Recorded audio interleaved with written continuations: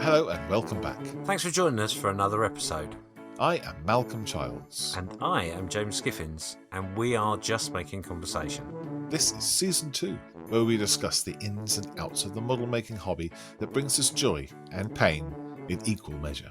From the greasy sprues and the gloss coats, and everything in between, we are going to be just making conversation. Remember, there are other podcasts you can listen to. Plastic Model Mojo, The Scowl Model Podcast, Plastic Posse Podcast, On the Bench, Model Geeks, The Sprue Cutters Union. Small Subjects. Head to modelpodcast.com for all the links. If you've enjoyed our podcast, consider leaving a review, as it promotes this podcast to more people to enjoy. Showing your support to us is easy as making a cup of coffee. In fact, why not go over to buymeacoffee.com/JMC podcast and do just that. Your support will help go towards making the podcast and its content just a little bit better.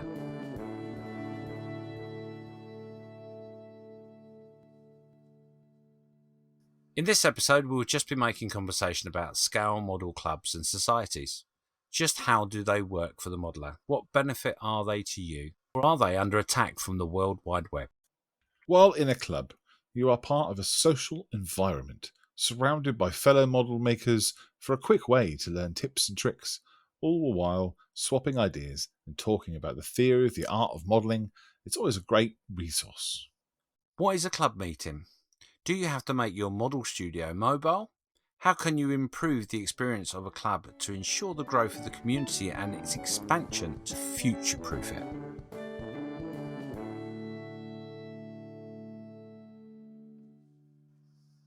The first thing I want to cover in this episode is the last and final Moosaroo update.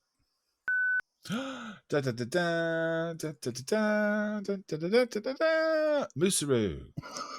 Oh, what I'll do is I'll insert the intro there. Oh, I thought you'd made a new one. Off the cuff. No. Next year, if we get invited back.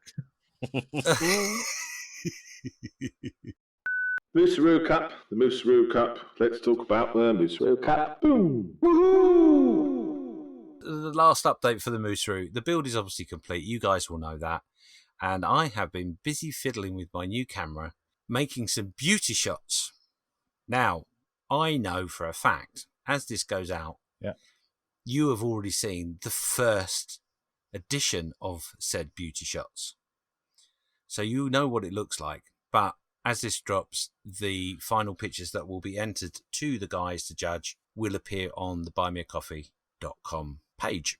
The build is done, and I am reliably informed that not everyone in the competition has finished their build as yet, and we are recording this at the beginning of March. Oh, not mentioning any names. I won't mention any names because that would be unfair and unprofessional of me, TJ, but you really must get on with it. He's on his way. He'll be all right. He likes being under pressure. So in our next episode, obviously, we will be either opening with a party theme or a commiseration theme, depending on how we've fared. We'll be doing that congratulatory podcast. Well, I'm not going to say that I've written a speech, but I don't think there is an opportunity to have a speech.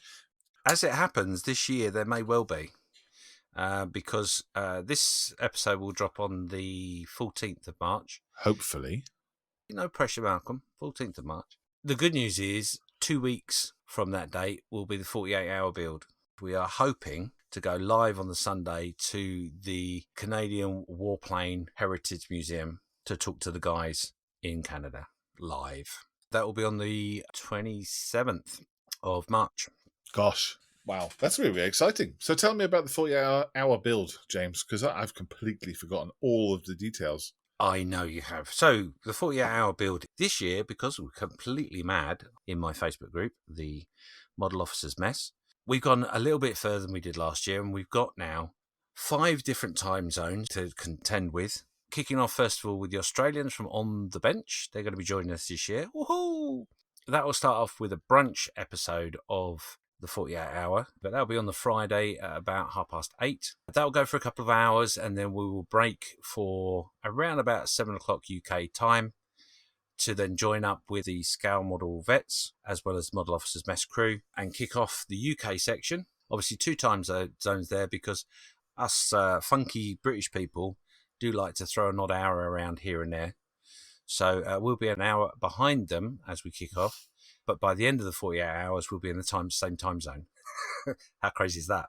I'm really glad that you understand it because I don't think anyone else does. We will be joined by the Triple P. They're going to be joining us as well as the Model Geeks. And they're in 2 different time zones. Well, 3 actually, technically, but we're going to go with 2.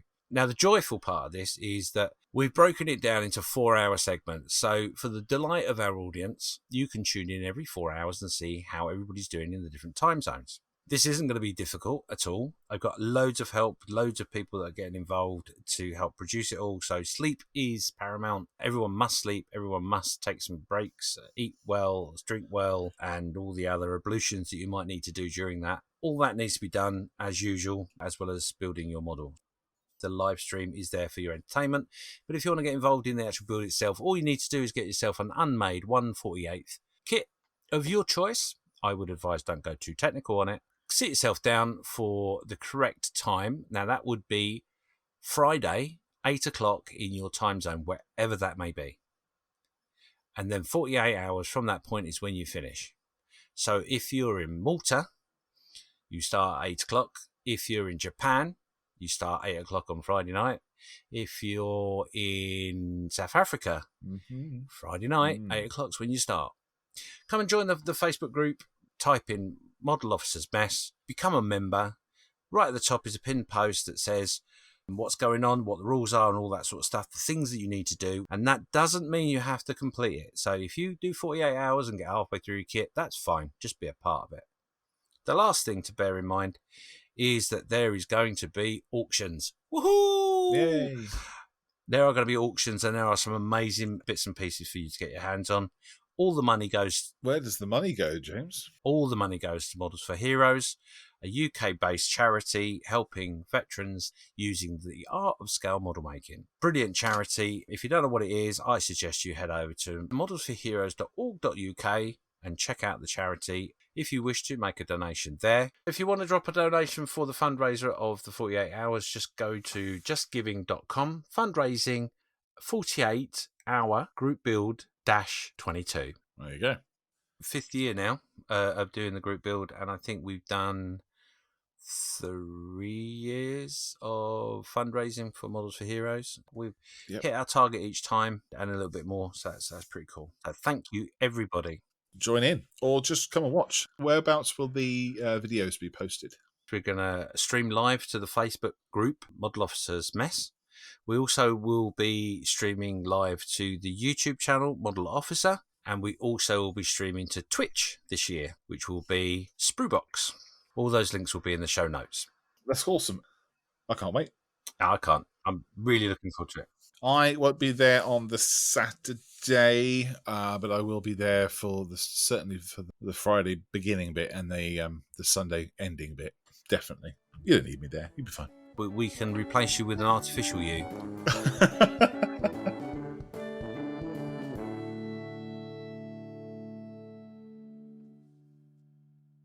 In this episode, we're going to be talking about model clubs. Oh, yes. And why are we talking about model clubs, James? What's the reason? Well, it's strange you should ask me that. The reason is we were contacted by the lovely Mark Ewing. No, you pronounce his surname Ewing. Like Star Wars, Y-Wing, Ewing. Are you sure? No. It's not. It's Ewing. Ewing. Mark! Hello, gentlemen. May I give a shout out to my club, IPMS Edinburgh and Lothian Model Club, to get some interest and help to grow the club. I joined late last year and it's been the best decision and really enjoy attending club meetings. I can't wait to be a part of the club when the model shows start up again. For his part, he wants to promote the club as much as possible and get greater interest throughout the modelling community. I've been listening to the podcast since it started, and I love how the hobby has really opened up due to social media help and YouTube. The hobby really moves forward from days of modelling mags in shops where you got all your information. His question is, how can I help our club move forward and get more people interested? Keep up the great work. He really loves the podcast. Sending love. So yeah, that was the main reason we chose this subject, was because we wanted to talk about the importance of clubs, how they work, or not, what's good, what's not good, and all that sort of stuff. So we've sort of thrown in societies as well as clubs, because obviously you get your little local club that might not be an IPMS official club, but obviously when you go to Telford or other shows around the world, then obviously the IPMS stuff comes into its own.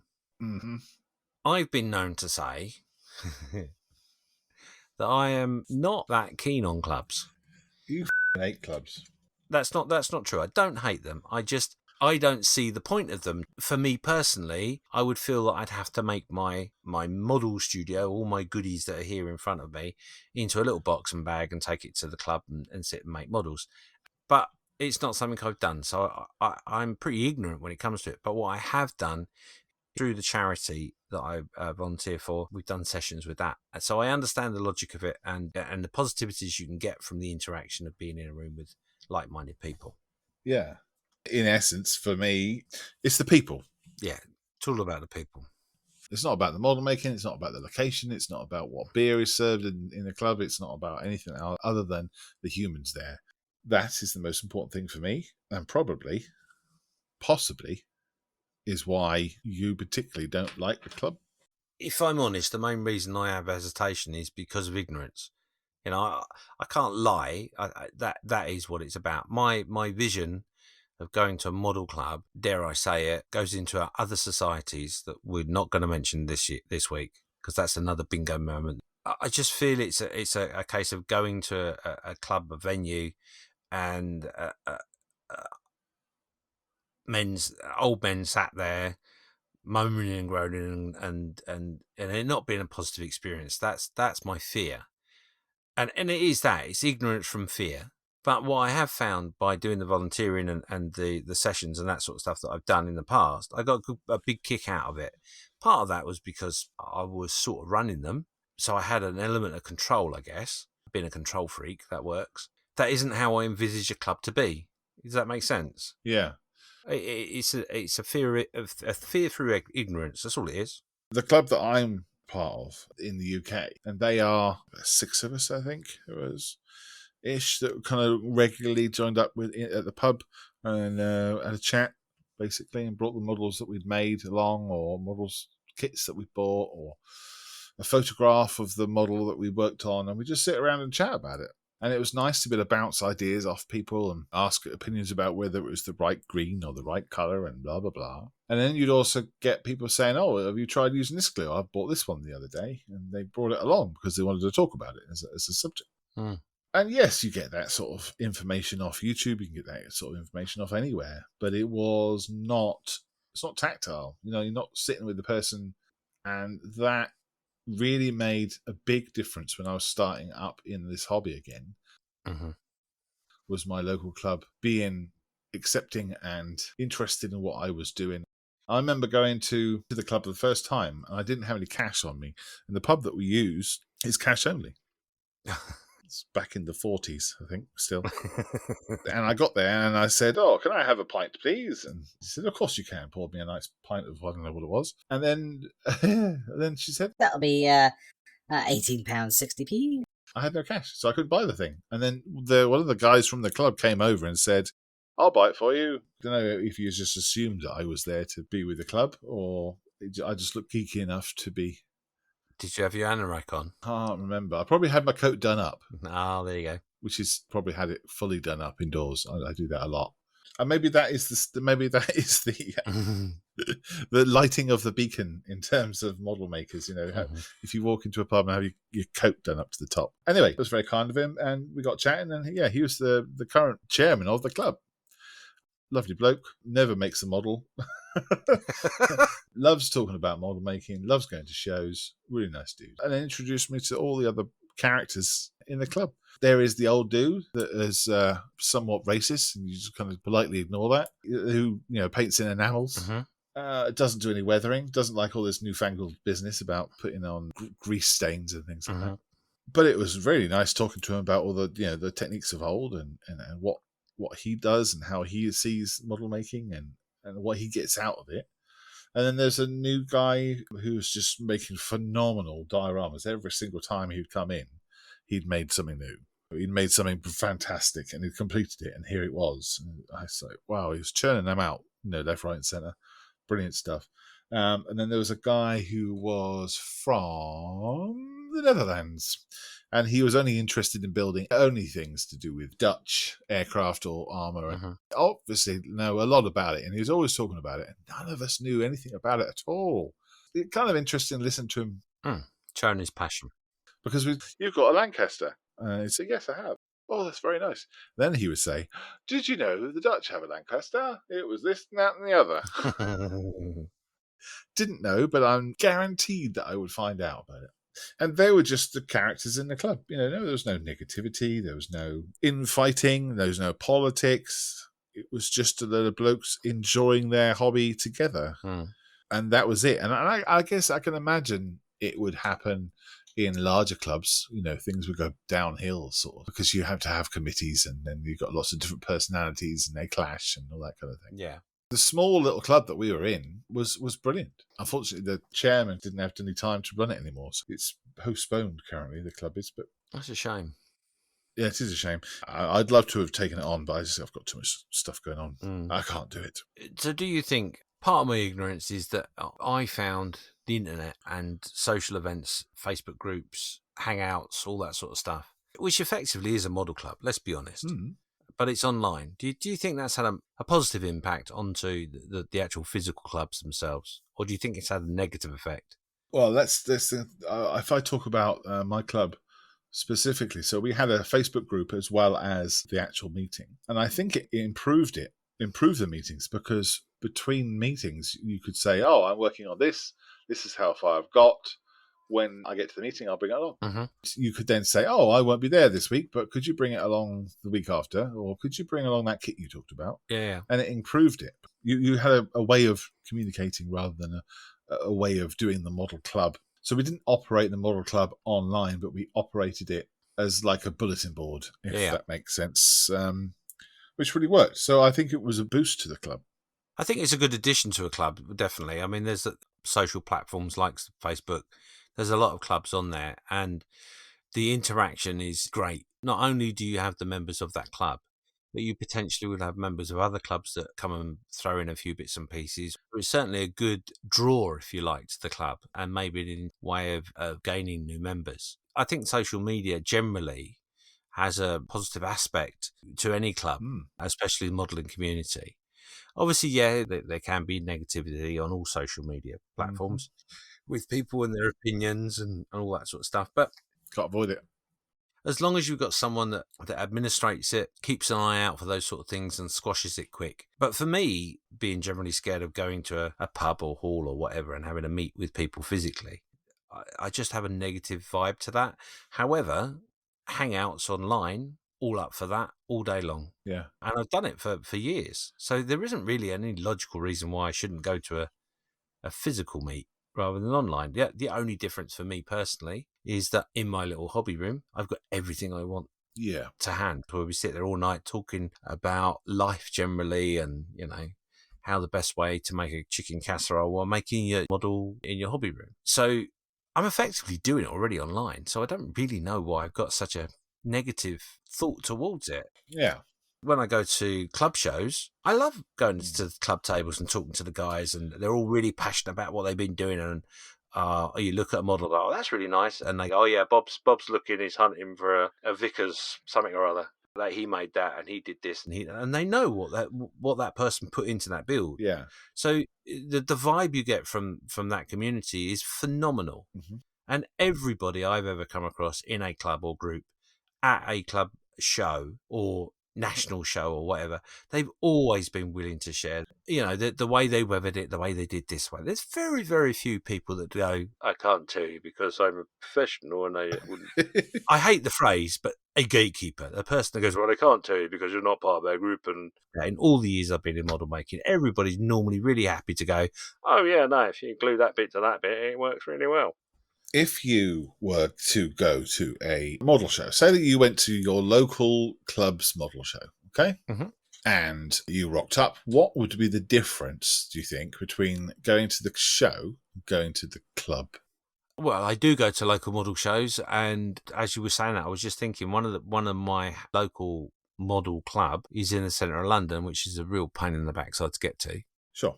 I don't know what the park is like because I haven't investigated, but I'm certainly not going on the underground or on a train with my models. Nope.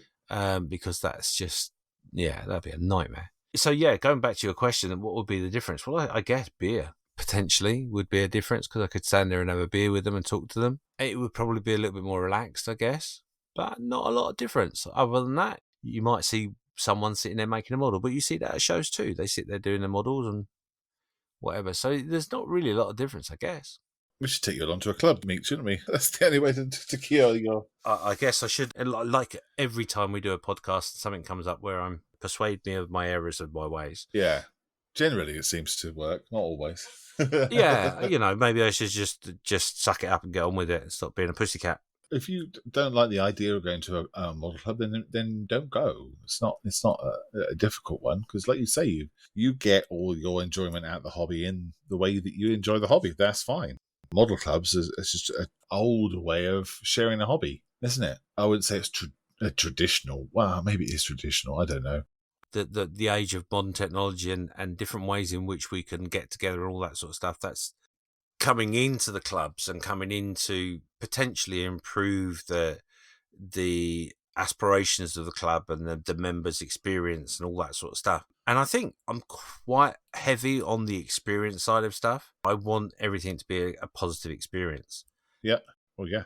I think that's probably where my ignorance is that I'm just generally scared that it'll be a negative experience and that will be it. I don't want to be proved right. Does that make sense? I don't know. I mean, it's silly, but... That's a little bit of social anxiety, I would say. Oh, yes. It's rife. That's the reason people don't go out, meet people and things like that, is because of that fear of what people might say or what situation they might find themselves in, and that's perfectly normal. But what I would say is to Mr. Ewing, don't just make the club just face-to-face. Give yourselves the online side of things too. Meet up online on Zoom, on Facebook, do a Facebook Lives together, and mix and match, mix up the bits and pieces that you're doing with online and face-to-face. And don't worry if the face-to-face is not as popular as the online.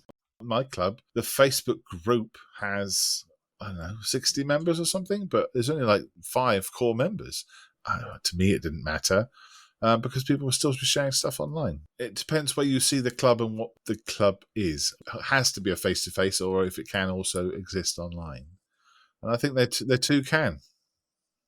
Or a thought process would be, what's your catchment area? Are they driving to the club? Because, obviously if you're driving, you can't have a drink. Maybe that's part of a person's view of a social event is to have a drink and a laugh and a joke and the thought of going and having the laugh, the joke, and all that other interaction without the drink is something that's putting them off. And maybe by doing the online sort of side of things, they're at home. They don't need to drive. In this day and age, unfortunately, or fortunately, whichever way you want to look at it, you have to have an online presence and you have to put a lot of effort into that as well. But by that I mean, for example, I know that some clubs pick themes for builds, especially when you're talking about club tables. We did an episode not that long ago where we were talking about a club table that had the display base was a record. That's right, yeah. That record had a reflection onto what was on top. So, I mean, that's a really clever idea, and that can be obviously duplicated online as well. So, yeah, events I think are really important just to bring people together and get people chatting to each other that perhaps wouldn't have talked to each other normally. Yeah. Because those kind of interactions is what you want. Yeah. Group builds with the club. Certainly, very good idea. Little 48-hour builds or something, just a quick model blitz or something where all meet up in a somewhere, either online or a pub or something, and then you build something just for 6 hours. Yeah. And at the end of it, you'll kind of have a chat and a laugh. That's it. Yeah, definitely. That gives you a reason to go out, and it gives you the reason to put something together that perhaps you hadn't before. By making those evening themed as well, maybe that would prevent people like me that are a bit negative in their initial approach to a club might be eased, is because they're going for a particular theme or a particular moment. So, for example, you might have, I don't know, around Easter, you might have an egg tank bash at a pub. Well, Easter coming up, so that makes sense. It is, yeah. A good social secretary would be the key. Yeah, really good advice. When you're running your Facebook group, that is a club. That's a group of people who are interested in the same thing. It's a club, it's a group, it's a social gathering online or... Oh, absolutely. And you run group builds a lot, and that does bring people together in a different way. There in itself is the explanation of the enigma that is me. I'm scared about face-to-face social interaction because I'm nervous of the reaction or the negative thoughts I have in my head will become true. Then I had the brainwave to make my own Facebook group, and 2,000 plus members later, done probably 40, at least 40, I would say, since it's been running. And not every single group build is heavily taken up by the guys and girls. Some are, some aren't. An interesting challenge and a positive thing, actually, if I'm honest. It's one of the things I get the kick out of most, I guess, with the groups, is trying to think about what themes we're going to do and how we're going to do them. And especially with the 48-hour, that's always been quite fun, and trying to figure out what we're going to do. How do you get new members? Do you advertise the group, or is it all word of mouth, or do people share things that they've done? Do I advertise? No, not really. I post stuff up from time to time in different groups and by the different mediums there are. So, like, do a lot of Instagram. Getting involved with other groups as well. That's quite a key thing. Yeah, is not being insular in your activities. So spread yourself around so people know that you've got a group and you're doing stuff. I can honestly say out of the membership we've got, I would guess most of it's word of mouth. A vast majority is word of mouth. Yep, word of mouth is the strongest of all marketing. It's the most wonderful compliment anyone can give as well, because I've had a lot of remarks towards me about the fact that it's a group that's run well and any dysfunction is resolved very, very quickly. And if I'm honest, touch wood, I have very few problems within the group that I've needed to deal with, because it's policed pretty simply by everybody. Self-policed.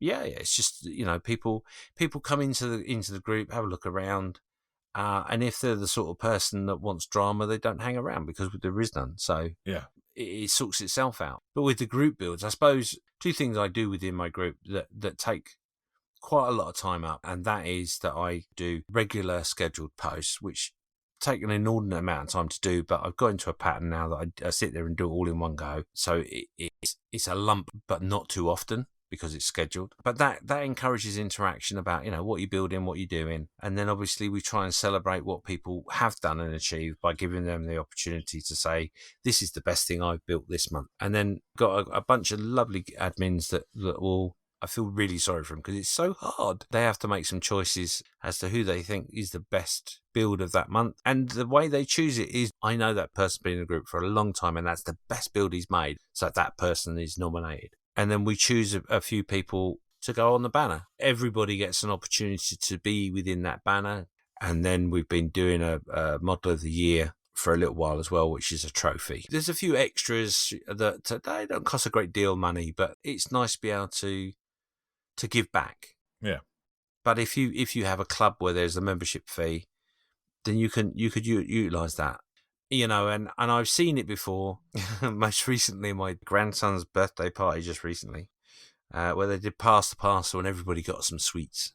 Everyone? How did that happen? Well, it stopped on every single child, and they unwrapped it and went, oh, there's some sweets. It's entirely random, though. The person was watching who got what, and yes. Steward's inquiry. I don't necessarily agree with that. A life lesson is that you don't always win. Oh, are you the sort of person that would make it completely random? Oh God, yeah. Oh, no. Oh yeah, no, I probably would, because that's just my sixth sense of humour. But no, I get it. As a young child, it's devastating not to have that pack of sweets. And it's a really kind and good gesture. So I applaud my daughter for doing that. Too right. And I'm glad I wasn't the person in charge of the music. Yeah, my point is that, if you're part of a group and you randomly get something for being part of that group, I think it's priceless.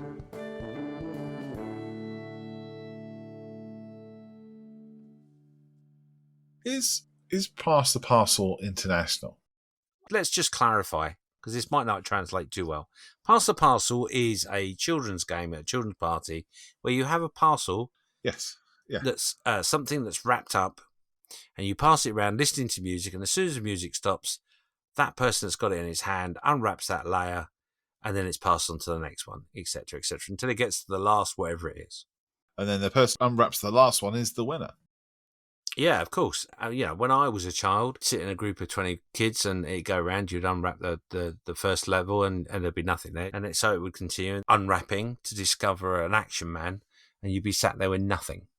Not that I'm bitter all these years later. Clearly you've dealt with these things and had lots of counselling by the way that you're talking about it. The rules of Pass the Parcel are varied. I remember when sweets started to be putting in each layer as well. Mm-hmm. So you'd make sure that each child could have a sweet. And then also I didn't know when I first started my interest in Pass the Parcel, which would have been when I was 5, that it's rigged. Yeah. That the person doing the music isn't just turning it off randomly. Mm-hmm. And that you just happen to be lucky that particular moment. It's just that they're making sure that everybody's had a fair share of sweets. When it came to my turn to be the dad and do that myself, I found it quite difficult. I remember us kind of nodding to my wife, like, has he had it? Is that boy, has he had it? Has he had one? Yeah. See, that's the point I'm making. Is when you're sat in a circle and you're getting your pack of sweets. As a child, you're going to go, oh, I've got sweets, and you immediately eat them. Yeah. Well, yeah. If you've got 20 people, say you're the first person to get sweets. By the time you got to the 5th person, that person hasn't got any sweets anymore. So how are you meant to remember? Oh, I see. Yes. You see what I mean? Whenever I went to a party that had Pass the Parcel, generally the uncle or the old man doing the music, and he'd had 7 or 8 pints before he started doing it. He had no chance to remember what he was doing, and it was very random. Well, the music just doesn't stop. He's fallen asleep. Yeah, we got off on a tangent, but yeah, there's some ideas for the group. If you that'd be awesome. You pass a parcel at your next model making group. Oh, sandy stick. Oh, thank you. Pass the parcel. And then you get it and go, it's armour. I'm not an armour modeller. Oh, well. Oh, I got some tweezers. Yes. Either that or it'd be a 1970s Airfix kit that won't ever fit together. There you go. That's what it'll be. It'll be a Sea King from Airfix. The DB5, the Aston Martin DB5. We should do that. We should do that one day. Pass the parcel with a group of modelers. It'd be fun. Maybe we should do that at Telford for the clubs. All of the clubs and use a tannoy. Yeah. Because all you do is you just start at one end of the hall and go, right, pass it along the tables, keep going backwards and forwards along the tables and stop music every now and again. It'd be cracking. Going back to the original question, yeah, that would be something that I would suggest. If you're paying a minimal amount of money to be a part of the club, then you could use that for special events or little tokens. Or I think also don't just head for model shows. Take your clubs to other events. Okay, so summer events, schools often have fairs, and you could take your own club there and have a little display. Take yourself to the local supermarket if they have an area that you could have a display. Put up a table there with some pretty models on it. Village fetes as well. It's all those sort of things. You need to catch the eye of people who enjoy modelling.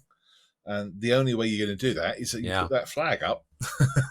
You light that beacon and say, modelers unite. And they'll see the light in the sky and follow it.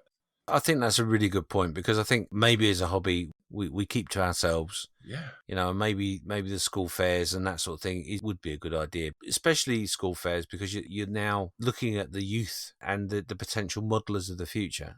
So you're sparking that interest. So, and even if you get one father come with his son and go, oh, look at these, I used to make these. And he just goes, yeah, it's not PlayStation, is it? You spark the interest. You're not trying to grab the kids, are you? No, absolutely. The only way to grow the hobby is by promoting yourself as much as possible through every medium. And, obviously we talked about the technological mediums, but you're right, the school fairs and that sort of stuff is something in which I would say most miss. Museums as well. If you want to put up a table at a museum for an afternoon, I'm sure people wouldn't mind that at all. Especially if you've got things to show that are to do with that museum, obviously. Just have to be a table in the corner. While you're talking about museums, one thing to maybe think about is that as a club, you could probably do a themed group build, which is aimed at a particular museum. And that museum may well be happy for a donation of the made models. So it's not just an event. It could end up being a display. One particular place I'm thinking of is Shuttleworth in Biggleswade. They have an absolute enormous amount of models there, and they've all been donated. They're all subjects that would have gone through that museum in some form or other, right, or linked to it in some form or other, and they just snapped up. They love them. Museum near me, the Army Flying Museum, they have a display cabinet in their cafe that they will swap out every 3 or 4 months. Every different theme or something that usually is something to do with centenary or an anniversary or 21 years since the Gazelle or whatever. Mm-hmm. They're quite happy to pencil in ideas and clubs and things like that in the local area. There's one there. It was a crochet club, and they were making teddy bears that were thrown out of airplanes during D-Day that make it look like there was somebody being parachuted. Okay. So to make it look like there's more people. Yeah. And they were knitting those, and they were displaying them. Lots of potential for getting your club noticed by people who might want to join. Didn't know you existed. Remember your public libraries, they always have a notice board. Train stations to have a notice board. As long as it's not profit making, most of those environments will be more than happy to stick a poster up, display it for you. Local hobby shop. Yeah, and when you say local hobby shop, you can include hobbycraft, even because it's just a big store with a small section. Yeah, if you're in the UK. That's anywhere that sells a model kit, no matter how big. Obviously, the way they look at it is that if they promote you, that may increase the sales within their business. So it's worth them putting a poster up. Yeah, it makes them look like they're engaging with the community as well if they've got a busy poster wall. And make sure that all the staff know about it, because someone will say, could you tell me about this model making at a malarkey? And they might say, I ain't got a clue. I've never done it. I can tell you all about the crochet. But if they knew about your club, they're most likely to say, I don't know anything about it, but how about you take yourself along to this club to learn how to make your models? And that's your club. If you do posters, don't keep the same poster over and over again. Change it slightly in its design. If you're going to do theme nights or that sort of stuff, put that on it. That's all the change you need, because a lot of people are poster blind. It's a big thing on the railway, definitely, because most people are poster blind, don't see any notice whatsoever. But the one thing in which they do check is a community board. They will look at it. So your local Tesco's will have a community board. Other supermarkets are available. Yeah. All those sorts of places, anywhere that's got community boards, stick a poster up, change the poster from time to time, every 3 months or something like that, because for 2 reasons. Firstly, it shows that you as a club are active, engaging all the time because you're changing. Yeah, make your poster nice and bright and interesting and modern as well. The amount of times I see flyers for clubs or model shows, and it's just centre justified dates and numbers and it's boring as all hell. If you have a website for your club, great, well done. But do not leave it stagnant. Do not leave up there posts from 2020. Keep up to date with what the events are. Keep up to date with your posts. Keep up to date with who's in the club and what they're up to, because that can have a detrimental effect on what it looks like. The amount of times that I've looked up a particular club in some part of the country or something, for some whatever reason, go to their website to find that their email address doesn't work. And the last post was back in 2017 by Jeff. And it does make you think, well, they obviously had good intentions, but now nobody's looking after that side of things. Yeah. Gives you a detrimental air about the club itself. It does for me anyway. Yeah, don't underestimate the amount of effort it would take to keep your social media and websites, etc., up to date, because it does take effort. It does, yeah. And a website doesn't have to be difficult. It just be simple. No, that's right. Try and get someone else involved with it so it's a shared job, because also you can bounce ideas off each other, etc. So remember, we're a community. But there might be clubs locally to you. Your next club might be 40 miles away. Don't be scared of contacting them and promoting what they're doing as well as what you're doing. Maybe suggest a meet so the two clubs join forces for something. Might be a promotional thing, maybe at a museum or something like that. Try to encourage the community you're building as well as the community that you're a part of. Yeah, that's good. You're going to love this one. Go and approach your local wargaming club as well. Yeah. There'll be people who are interested in the techniques of model building and all that gubbins. And as I am an advocate for, is the crossovers of all the hobbies. Mm-hmm. So go to your local wargaming club. Go to your local young engineers club. Go to your local, what's that thing with the transport thing? That's the one, yes. Yeah. Go to them. Just say, hey, we've got this club going on. Tell me about your club, and we'll tell you about our club. We can swap and share and everything else, all that kind of thing. As a club, then you've got to be an upstanding part of the community, and the community involves everything around you, because that's the way in which you build your profile. Don't be afraid of intermixing. Diversity. Absolutely, yeah. D&I training. Especially when you talk about the transport that goes on rails club. You might have someone there that is an expert at scenery and maybe you haven't got that within your group. Yeah. Or vice versa even. Yeah. There is and also remember with our model making we there's so many crossovers. You start talking about electrics in like Lewis did in his Lancaster with his engines. He might not know how to have done that in a way in which he could switch each engine and all that. Another club might have that ability and swap of knowledge. Be bold. You might also be rescuing them from that club too. Well, that's true. Yes, true. you might gain a member, you might lose a member, but you're part of the community, and that's the key really. You're a community within a community, and you should desperately try not to be insular in your approach. Cool. There we go. How many butt crumbles do you think we'll get? Well, I don't know. Let me ask. It seems to be shaking an awful lot, so it could be quite a few. I'm not sure. There's no cat there. There is a cat there just underneath the side there, yeah. Oh, I thought you were going loopy. I thought that was a towel. You can see she's staring at me if to say, what on earth are you on? It's past your bedtime, you old git. Get to bed. I hope that has helped Mr. Ewing. Yes. Somewhat. I hope that's given him some pointers. Tell everyone and tell anyone. I say it for everything. Show your passion for your hobby and be proud of it. And that will come through.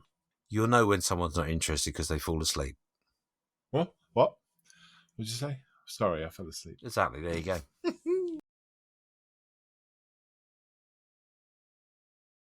Someone fell asleep in a Zoom session that I was part of doing a figure painting workshop. It was funny because probably about 12, 15 people. So there's lots of screens. And I had it set so that I was only seeing the guy who's actually doing the demonstration. I couldn't see anyone else's. There was a guy who fell asleep, and then there was obviously the guy that noticed the guy that fell asleep. What was he doing looking at all the other screens? Yeah. What's that about? It's funny, isn't it? So he put in chat, oh, Bob's fallen asleep, ha ha ha. And the guy who was doing the actual webinar said, is he all right? Because he was breathing. Mm-hmm. And he eventually did wake up.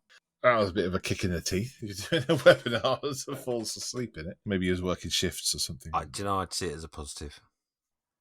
How? Well, that person's got a good little nap. That's okay. That's cool. Right. It would only be a problem if he snored very loudly, and then we couldn't mute him. Then that would be negative.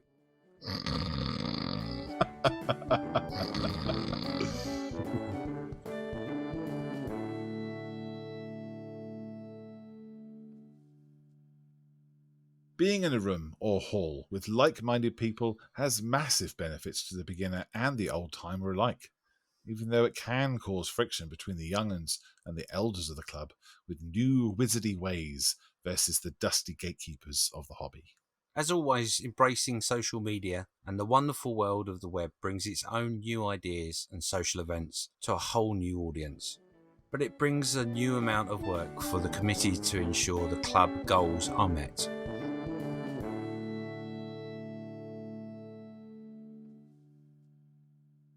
We've had some comments. We should really read them out. We should.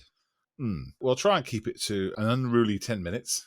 So it shouldn't be too bad. 16th of February, Tim sent us a message, and that message was, Sunkiss says to keep up the great podcasting and enjoy the coffee on her. Buttcrumbles.blog.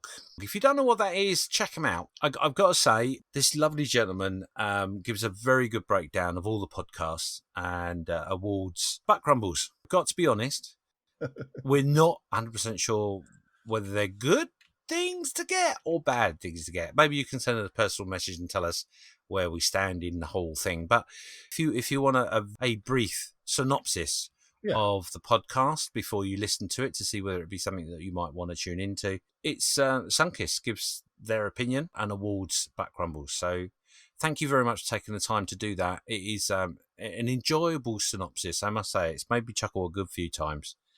So thank you for taking the time and effort. I'm sure it takes quite a while to do. Yeah, he reviews them pretty quickly as well, which is great because it reminds me of things that perhaps I've left out the show notes. So it's like someone's listening to you just to check that you've done everything right, which is awesome. Thank you very much, Tim. I would like to put in at this moment a disclaimer that we have mentioned Buttcrumbles several times, but it is not a sponsorship and it is not an advert in any way, shape, or form. However, you should check him out. It's well worth the look. Yes, indeed. I was just looking up on Urban Dictionary what butt crumbles are, but it's not on there. But what it does say about butt crumbs. A butt crumb is a little piece of toilet paper left after a poor wipe. Oh, right, okay. So not limited to any specific gender, age, or ethnicity. Cheap toilet paper and fast wipes will almost give you a bad case of itching butt crumbs. To put it into context, use it in a sentence. She couldn't wait till the elevator doors closed because she had a bad case of butt crumbs. Right. Okay. I don't think it's that, though, because it's something to do with a cat. We have a theory, though, don't we, that it's litter stuck to the cat's butt? Yes. Just say on this blog that if you have a cat, you'll understand. I have cats, and they know how to wipe their arse. I've got cats, and I've asked them, and I'm getting no sense out of them whatsoever in their reply. So I'm a bit stuffed, I've got to be honest. So there we go. Thank you very much, Tim, for your comment and your interest. It's great to have you on there as a listener. And thank you for your coffee as well. Thank you for that. Excellent. Latte, please. Killer Delta Papa has sent us a message who says, love listening to you. Keep up the good work, guys. And then there's a emoticon that I can't see. Is that like a fist? No, it's not a fist. It's a wavy hand. Oh, is it? It looks like the... I know what hand signal you're making, but it's not that because it's not moving. Yes, it is. It's got movement lines in it. Anyway. Keep up the good work, guys. Wankers. Too bad you decided to drop Twitter, as that's my preferred social network, with Facebook at a distant second. Recently, an online acquaintance revealed a big deal of grief on social media platform over the question of colour modulation. Would you like to talk about controversial issues in general?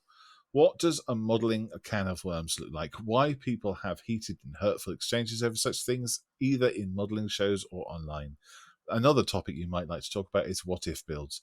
From Battle of Britain schemed X-Wings to Swedish Tomcats to movie props, my personal favourite. Do people shy away because this isn't real or serious? Thanks. Costas, that's my name. Kilo Delta Papa is just my Twitter handle. We should change that for the next time. Okay? Yeah, we'll remember that. Won't you, Malcolm? Yes, I will, James. Thank you, Costas. That's great. Yeah, great. Thanks for the coffee as well, and some really great subject matter. We're going to put that in the list. I think we can certainly look into a few of those over the series, so thank you for that. Yeah. So next up was Elliot. I've been listening to you since episode 2 of season 1. I've had contact with Malcolm when I was so fantastically helped out by Models for Heroes. I love the podcast and look forward to the next episode as soon as the last one has finished. A topic that you might be interested is scratch building or 3D printing. Oof. I'm liking these ideas that are coming in. Thank you again for the coffee, Elliot. Yeah, I think there's certainly some space to run with both of those, so thank you. Yeah, let's do that. Yeah. Scratch building, is that 3D printing or is that scratch building? Ooh. Oh, now you just opened a can of worms. Do you see what I did there? Oh, that's good. Delicious cans of worms.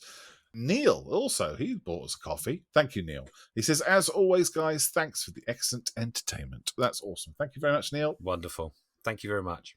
So we also had an email, because that is another way in which you can contact us. I'm not going to read it all out. It's not because of its contents. It's just because it's very long. In relation to a comment that we made in Series 2, Episode 4, in the Art of Realism. The comment that we made was something along the lines is that you may think that your model's not good enough to display.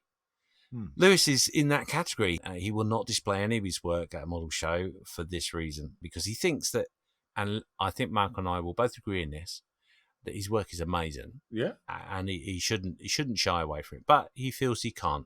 But he feels that every time he makes a model, I am ad-libbing here, every time he makes a model, he can see the mistakes he's made, and he feels that he can't take that to a show. He recently made a video of the Lancaster he made, which was a 1/32 Lancaster. Very good. He did it with motors, engines turned on, did a YouTube live, etc., etc. And I was going to take it to shows. But he won't take it because it's due to the standard of work that he put into it. He didn't feel it was high enough quality. The gist of the email was he was just saying a lot of people cannot get over the internal hurdle they have with themselves about the standard of their work. And I must say this to you, Lewis, live on air, that your work is of a standard that should go to a show, and you should take the time and trouble to do it because people would appreciate it. We all do our models in different ways, and we all feel comfortable in how we look after them once we've done them. That's up to you, Lewis. That's fine. I don't agree. It's not fine. Grab it by the proverbials and take it out. Nothing bad is going to happen. Everybody has mistakes on their models. Everybody puts things backwards. Everyone has glue marks. Everyone has something wrong with it somewhere. That's not the reason you show it because it's good. You show it because you love the hobby itself. Lewis, I agree with Malcolm in what he's just said. And I feel that, yes, you might get a negative comment here and there, but you also will get an awful lot more positive, I would think. Yeah, you're 99% positive. Most people will not stand there and rip your model apart verbally or physically. So, yeah. I also think, at the risk of upsetting Lewis, I think it's somewhat selfish. Oh, okay.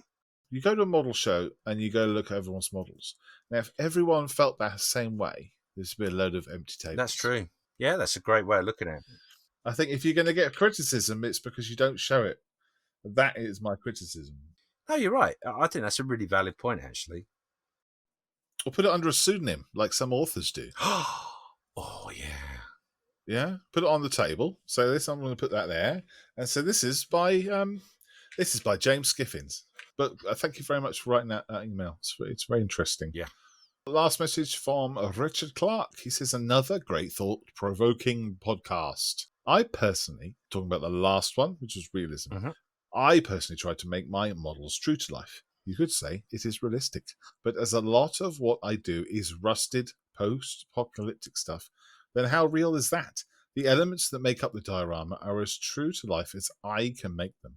And the scene itself is from my imagination. Here is my latest imaginary build. Is it realistic? It is to me. Keep up the good work, he says.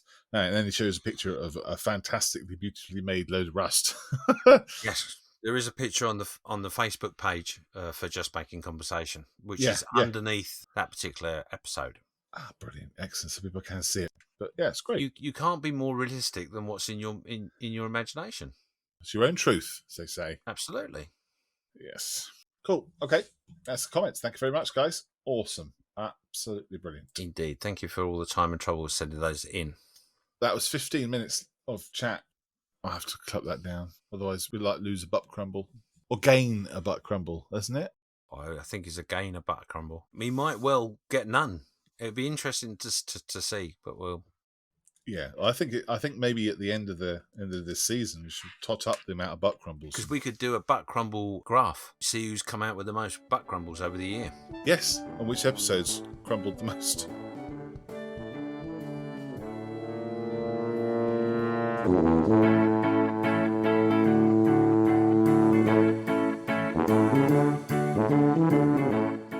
You've been listening to Just Making Conversation with James Skiffins and Malcolm Childs. follow us on Facebook, where we post photos, updates, and other nonsense.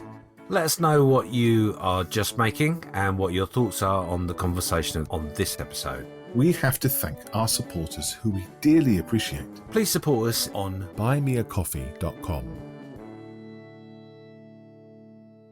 Next time, we'll be just making conversation about Easter eggs and the joy of making your model interesting.